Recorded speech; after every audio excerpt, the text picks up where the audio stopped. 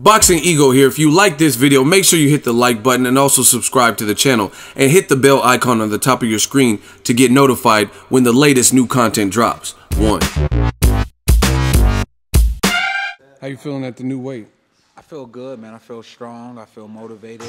I feel good being here, man. I've been here for 2 years working with Verge. We only had one fight, unfortunately, but a lot of different things happened to stop that from happening. But most importantly, I learned a lot of stuff being here. I made a lot of good relationships here. You know, Jason, Spencer, all the guys that we got here, Tony Yoka, Berto, Ward, all the guys that come here, Marlo Moore. All the guys here, we like family here, and this is just a good situation for me, especially at this time where I'm at. I'm 34. I mean, me and you the same age, fam. You don't want nobody to know your age. Me and you the same age, and I'm getting older, and most importantly, I just feel at peace with myself, 100%. So you feel good at the weight. What is it? Because I seen some pictures like back earlier in your career, and when you made fun of me when I was on the boat. Yeah, you know you did that, but it's all right. Ego Weight I deserved it though.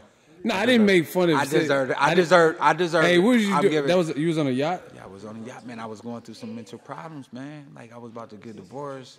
I had a bunch of girls on there, despite. Oh, you was really wilding? I was wilding because like I was, just my bro. He tried to call me out, y'all, for the Ego Weight Watchers. It's like, but you want to tell you what it is, man? I was, a lot of changes happened. I'm the only one in my family to make it. You know what I'm saying? Make $1 million in a fight. You know what I'm saying? So it's like, when all this money started to come, that's when all the troubles started to come. All the heartache, the heartbreaks, the liars, the snakes. You ever... Oh, you dealt with that too? I dealt with all that. And when the money comes, that's what happens. What about the Jacobs loss? Anything changed with your circle? Listen, that's what it is. I still got my best friends. They still there. Okay, you getting deep. Let me sit down. Right. The craziest thing is, I never was scared of losing. I was always scared of losing people around me. So, I got to a point where it just started, I never wanted to be one of those fighters that have an entourage, 100 people around me. And then it started to get to the point where I couldn't control that. People started to come, different family members, cousins was being there. They wanted to be in the locker room, and I was trying to make everybody happy. And next thing you know, man, I was just like, it got to be too much. I started to have to go see a therapist because, all this stuff that I was getting happening to me was like, that was just like mentally breaking me down because, I really didn't have nobody I can really confide in. I felt like everybody was against me, And the worst fear was me losing people around me. And when that loss did happen, guess what happened?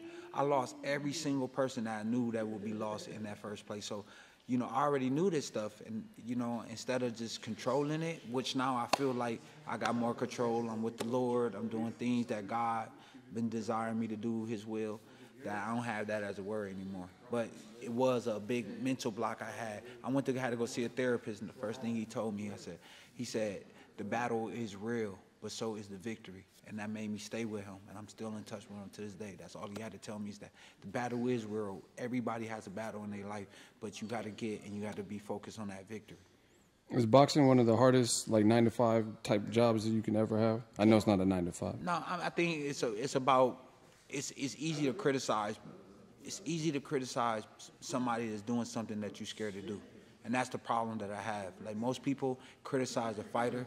I have a guy on the training, yeah, you need to be doing this. You need to sit down. I go to his page, and I'm like, dog, you ain't even training nobody, dog. You ain't even in shape. Dog, you gotta, look at this, your life is whack. How you gonna tell how you gonna say his whole life is whack? Because his life is whack. If you're gonna be able to say something about my life, bro, I'm gonna be able to say your life is looking whack. That's why you criticizing me, because you ain't got nothing else better to do, because you looking at my life, you sit on everything opposed. Me and you, and tell me, I know how they be. They be in their crib with they boy. Just do what he wants, man. He talking about 6'9". Look, they always gonna have something to say. That was the hardest thing for me to deal with, and I just had to be able to just say, you know what? These people gonna say what they say. When Jesus was going to get hung on the cross, it was said in the Bible that people was kill him, and then it was people that don't even know what he was dying for. And to this day, people still don't know what Jesus was dying, what he died for on that cross. Okay, Quillin might have some of the trillest interviews. He just brought up Tekashi 6ix9ine. Yep. Then Jesus. Yep. Related it to the Y'all ain't messing with these Yeah. Quillin interviews. No, y'all can't. He's giving you gems. What's Funk Flex say? Bars. Bars.